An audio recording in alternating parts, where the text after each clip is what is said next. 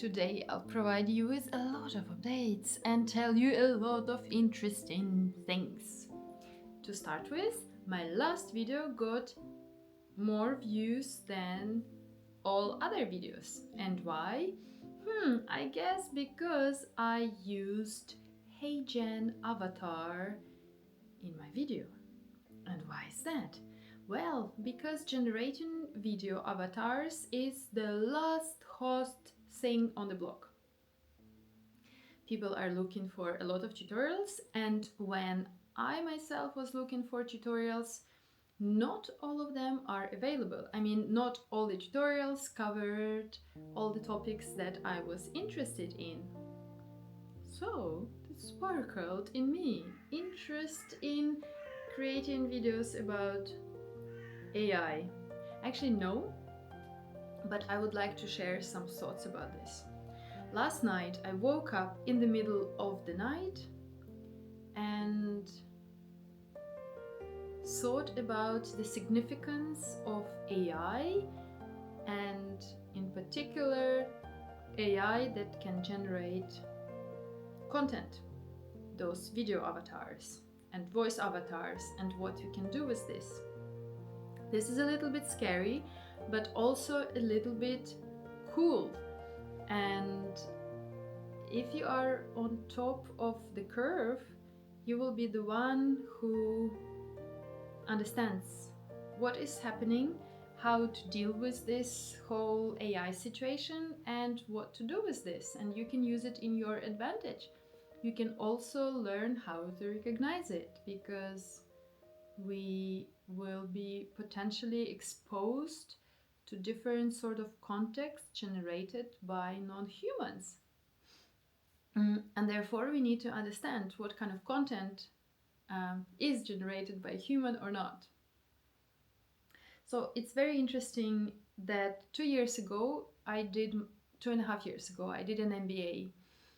I did an executive MBA program, and one of the modules in the curriculum was AI. Okay, this is going to be an anecdote, so sit comfortably and get yourself a drink.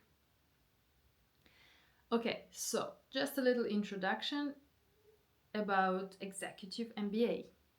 Typically, executive MBA is designed, it's a program, postgraduate program, designed for people with 10 plus years of work experience, either on C-level positions or leading positions.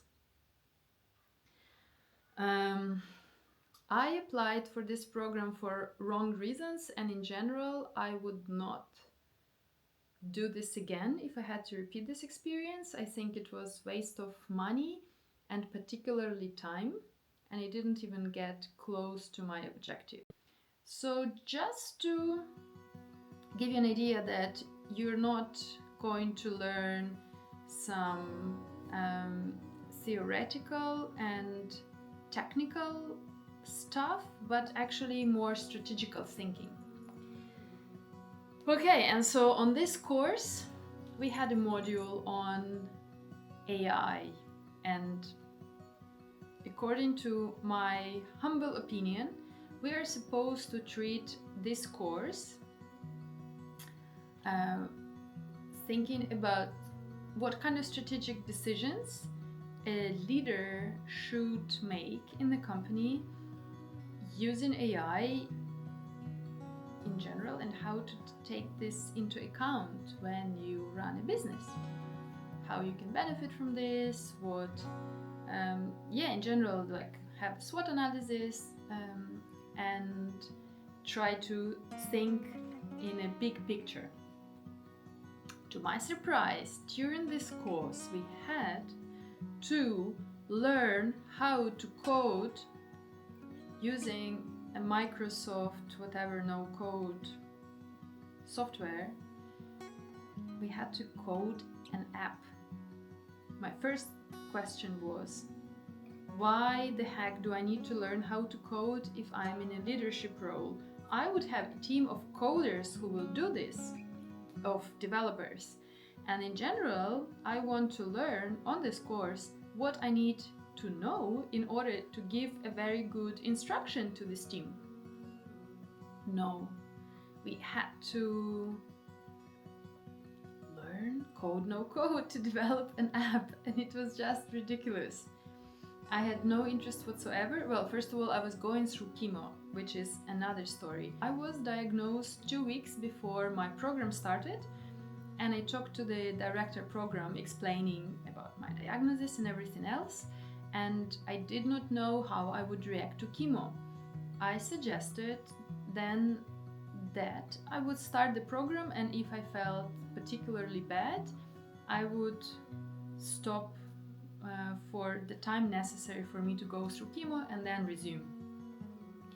But I didn't stop. I went through half of the program during chemo because my chemo lasted for 6 months, and this was the only actually benefit of this program. This program kept me alert, and even though I felt very, very shitty because chemo was the worst experience in my life, I was kept afloat and I was somehow kept alive by this program.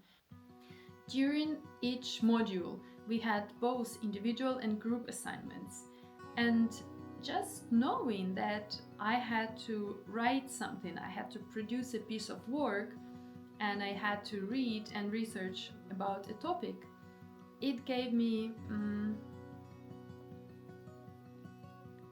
a goal for the day and for the week. And then also working in groups was very motivating because everybody was extremely supportive. On several occasions, my peers helped me with homework because I was completely unable to even distinguish what I was reading. That was one of the really nasty side effects of chemo. Like, your cognitive ability goes really downhill. And even a year after I finished chemo, I still have some cognitive impairment. I could not analyze information in the same way as I did before chemo or even now. I would read a few sentences and then first I would get tired, and second I would not understand what I was reading about, so I had to read a few times. That was a big challenge of chemo. Nonetheless, I finished the program. I graduated. I just wrote about this. I just posted a video about this. I graduated in June. So I'm a tough cookie. But this particular course, this AI course, was very disturbing to me. Super irrelevant. Not what we needed for this course at all.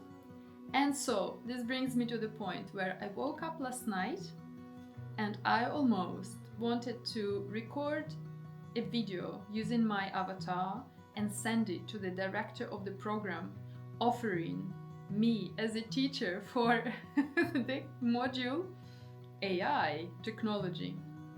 Maybe I will do this. And in general, this is something very interesting. And until recently, I thought that everybody would be interested in this technology, because how can you not take it into account if this is the future in the making? The future is now. AI is something that will be very present. Well, it's already very present, but it will be present more and more. And we need to understand this technology. So playing with HeyGen, for me, is something normal, natural, an exploration process. And also, if I don't understand the technology, then somebody else will understand it and use it, and I can become either victim of this or completely unaware that this technology is used. So I think it's really good, it's in my best interest, and it's in your best interest to understand this technology. Here you go. Big announcement. I received an invitation from the accelerator program to sign the contract with them in 2 days. Starting from October 1st, I'm officially a founder of the startup Spark and Heal online community for women affected by breast cancer.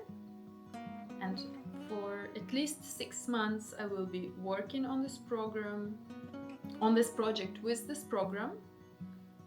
After 6 months, they will do an audit, and if we don't follow the plan, they can kick us out. But already 6 months can be something really good. And I am a little bit excited about this because for once I don't need to stay at home and work from home all day, every day. I will be going to co-working space, meeting other people, being with other people. The social aspect is really something that I lack currently. So really, really good. こんにちは。また甘いものかい。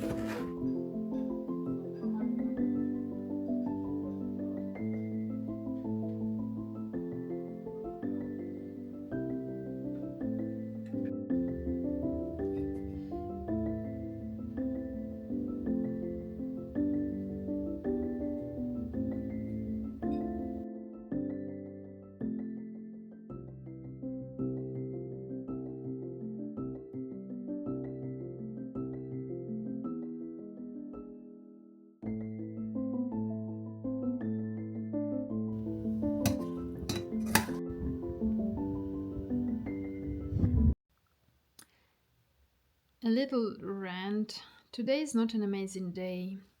A few days ago, I met with a friend and we talked about breast cancer.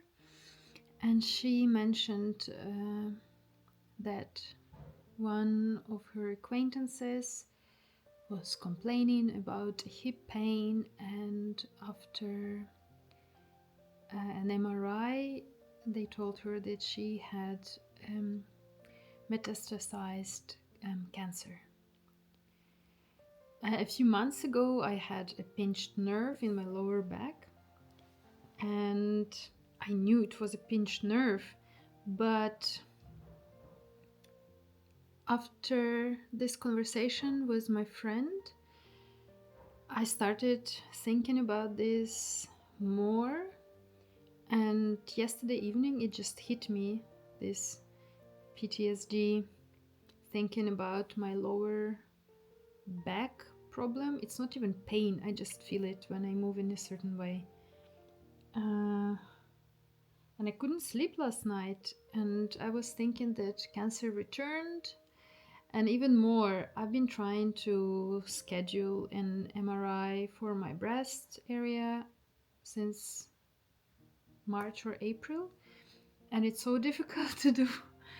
It's apparently, well, it's quite easy to schedule an MRI for your back than for your breast, because in some places it's not working anymore, the part is missing or broken, and in some other places they don't do it anymore. So I'm a little bit even hysterical since yesterday evening, thinking about potential breast cancer or any cancer that can return. It's not a very pleasant feeling. It's not a very pleasant situation to be in. For example, I don't even remember clearly what I did this morning. It felt like I was walking in the fog. I was extremely stressed and anxious and scared, of course. And that's a typical emotion of somebody who survived breast cancer, because we never feel in peace. We are afraid that this shit may come back. Just talk to your doctor, do an MRI if necessary, or a CT scan. You need a proof. You are allowed to think about this. This is normal for you to think about this, but don't allow this feeling to completely take over everything else. I'm now going to meditate. I will try to meditate and see if this will release my anxiety. But I'm definitely less stressed than yesterday evening and last night and this morning. It gradually came back. Yeah, a reality of a breast cancer survivor. I want to make the summary of this week from the kitchen. This is my favorite place in the apartment. This armchair, it's so cozy and nice, and I always see the little yard and sun and trees, and when seasons change, I can see the trees change in color too.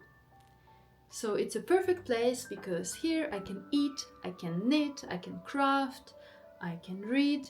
It's a perfect spot. In general, kitchen is my favorite place ever. So whenever I have a kitchen, I try to make it very cozy and nice. The summary of this week. One big win. We are signing the contract, and starting from next Tuesday, we are embarking on this 1-year situation with the accelerator program, and let's see what happens. Until now, we have a mini MVP, really mini MVP. We are still in the process of conducting interviews with potential users. We are moving my co-founder from Bremen to Berlin. She is coming tomorrow evening, and it's insane. It feels huge. At the same time, I'm not quite sure about the program. As I told you, I don't find these people very reliable, but let's see. I will update you on that. Then this week I suffered from this PTSD. Did not like it. Did not like the fact. I didn't like that I could not control this situation at all. I didn't like that, even though I understand that, of course, cancer can come back, I cannot control myself. I meditate and talk to myself. I talk to my friends. I reason with myself. I read documents. I read scientific research, but it's very, very difficult to come to the center and calm down. Unfortunately, this is happening. PTSD hits approximately 80% of women after they had breast cancer. And actually, with my startup, I want to partially address this situation. On the crafting side, I craft whenever I want to procrastinate. I started knitting a new cardigan. I almost finished cardigan for Edda, and I started working on the nunozori, this Japanese slippers made from fabric. All in all, I think this week was quite intense in terms of different emotions, different deeds, different actions, and let's see what the next week brings. I hope you enjoyed this episode, and see you in the next.